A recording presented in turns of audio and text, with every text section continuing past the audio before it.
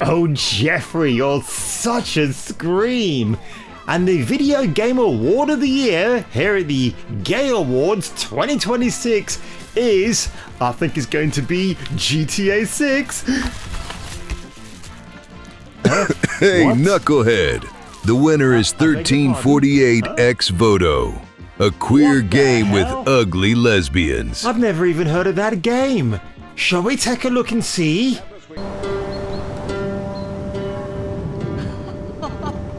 That's not fair. The world is not fair. Oh my god, it's worse than I thought. Medieval dykes duking it out, if you know what I mean, if you put your jousts away. But without further ado, folks, let's get into the furore that is medieval video games that are supposedly inaccurate and very, well, I suppose in one case, wholly inaccurate or accurate, or you know what I mean. Anyway, let's get on with the opening title, shall we? YouTube's newest hero is here to save the day. His name, Kung Fu Hot Dog. Well, hello, fair maiden, and who are you? Do you like hot chocolate? I bet she does. Now, you're probably wondering, what's the old bag on the right-hand side and this lovely young thing next to me? What has she got to do with the person at the far end? Well, apparently, this is the modern version of what she would now look like if you play the video game of her, and I'm not kidding, this is absolutely hilarious. Now, the author of this gaming bible piece called Angarad Redden, and if you take a look at her picture, she's quite the pretty little fox dress, isn't she? But she carries the she, they, him, her, whatever, who gives a toss pronouns because that is the state of modern culture. But I saw this last week floating around regarding A Knight's Path, which is what we're talking about right now, an indie video game that apparently has some controversies towards it, and when I get into this, you know what I mean. So last week, and this is a bit of a shocker actually, so historically accurate RPG slams LGBT as modern agenda, adds modern romance. Because if you're thinking about a modern romance between a man and a woman, I guess that is modern romance. Also the name of a really fan-dabby-doozy pop group back in the 1980s. Following the success of KCD2 back in 2025, it seems as though studios are trying to emulate the magic of the hit medieval RPG.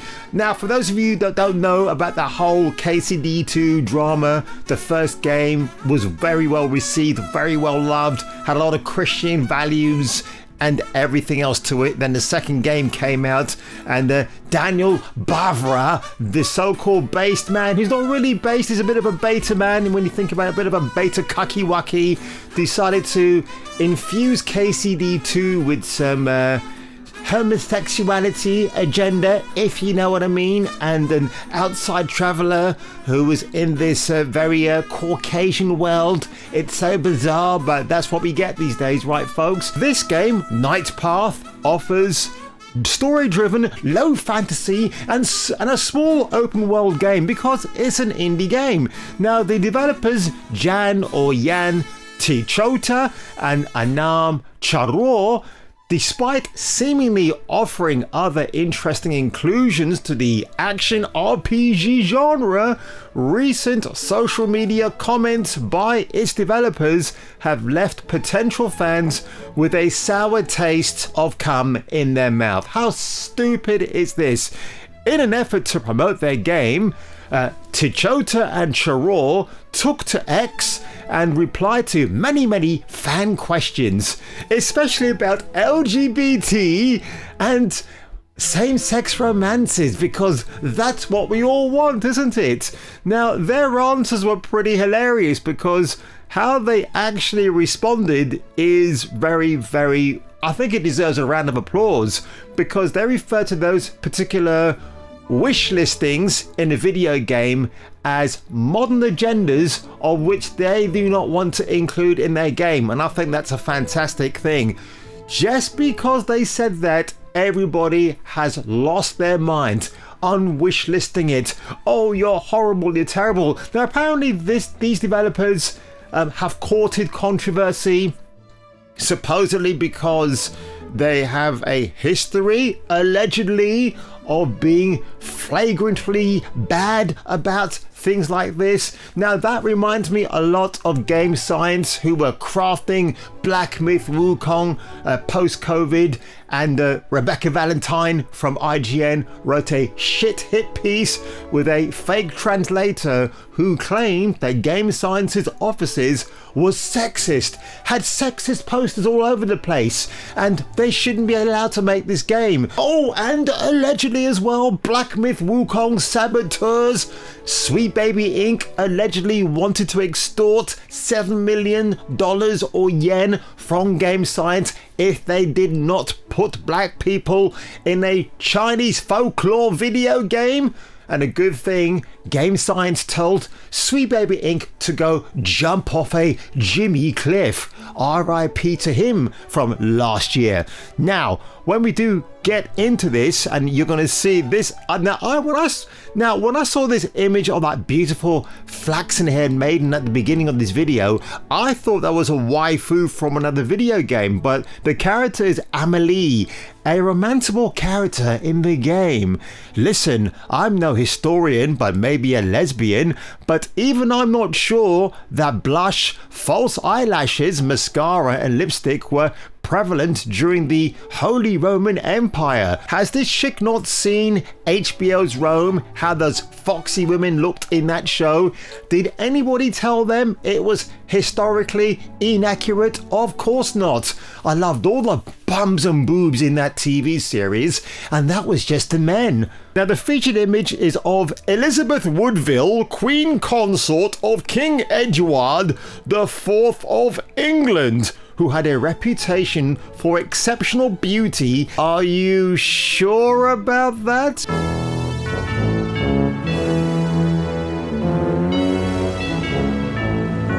But I guess women just have false eyelashes, blush and winged eyeliner like that naturally, huh? Oh my god, this woman, by the way, Miss Angrangagad Radan, just sounds like she's very pissed off that they refuse to include any kind of LGBT nonsense for the story that they want to tell. Interestingly enough, there is another game on the horizon which just have a look at that. I thought this was a Joan of Arc game, but then again, if you're thinking of Jane Wheadling from Bill and Ted's Excellent Adventure back in 1989, to me she was the far better looking Joan Van Arc. But here, 1348 ex votos, Lesbian Night is the shake-up we all needed. And who is the guilty culprit here, folks? Who is prime suspecto number one? Stacey Henley, the man who cosplays as a woman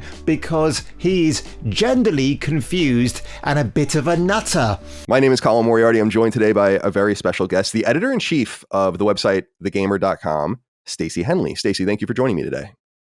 Thank you for having me. Hello, you remember me? I used to be Kate Bush. Throughout history, there's always been tales of female knights. Joan of Arc, who, funny enough, I just mentioned, who led the French battles in the 100 Years' War.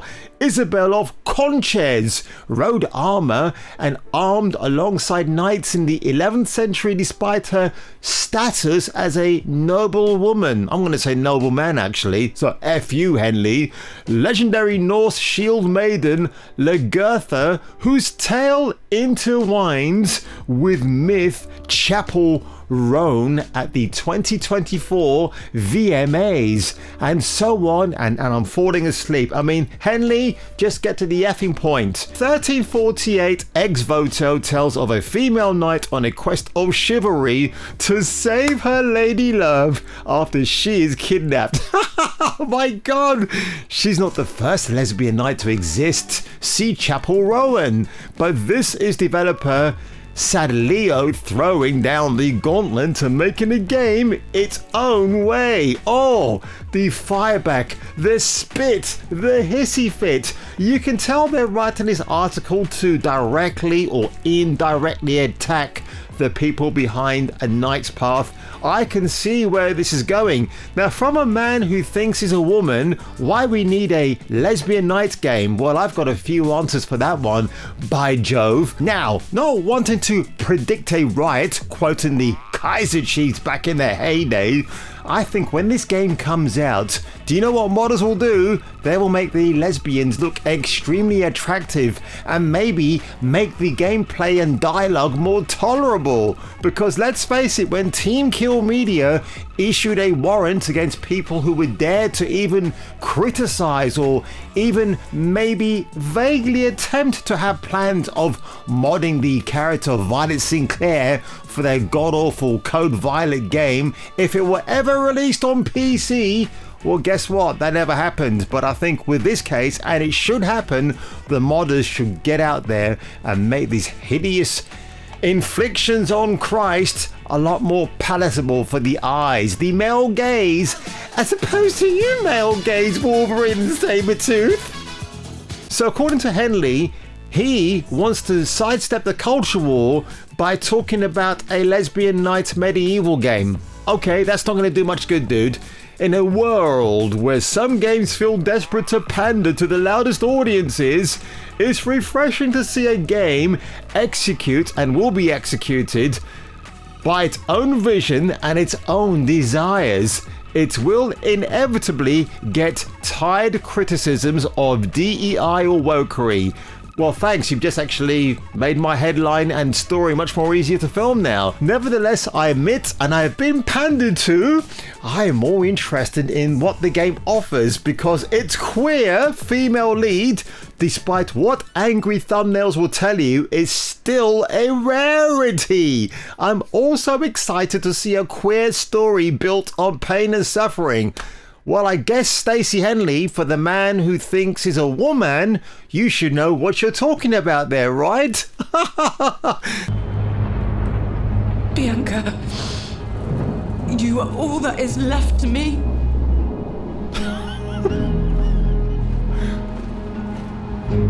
So, you're the young knight who's brought chaos to this camp. I seek word of a young postulant. She was kidnapped from my town by your men. Uh-oh. You murder. It's all about men. I take no pleasure in bloodshed, yet your actions demand it. And yet you're being insufferable and now you want to take bloodshed. Right, thanks, short-haired female knight. Do you have any idea how hard it is to feed a family, little lord? I swore an oath of justice. Do you believe I enjoy doing the things I've done? I can see where this is going.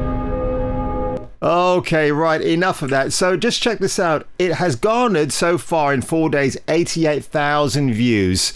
Now let's check A Knight's Path, which by the way in 6 days has garnered 488,000 views, although I've been told it's actually gained over 2.2 million views, which is an incredible feat for an indie game. That gets compared to KCD2 a lot, but again, when you watch this, I think this gameplay looks terrific. So here we go.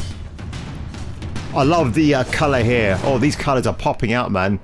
Just like something else, if you know what I mean. Are you Emily? No, I guess not. That's a tutorial, obviously. I like that. Really cool. The different outfits. I like the plumage. The Black Knight. Does it come in Black Master Bruce? Yep, that's good. The combat looks really good, actually. I really do like this combat. It's awesome. And the music is...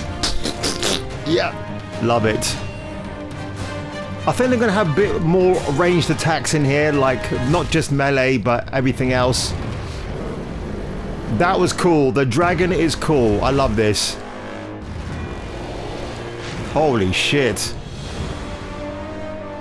Dun, dun, dun, dun. That music is so damn epic. A snail? What the hell?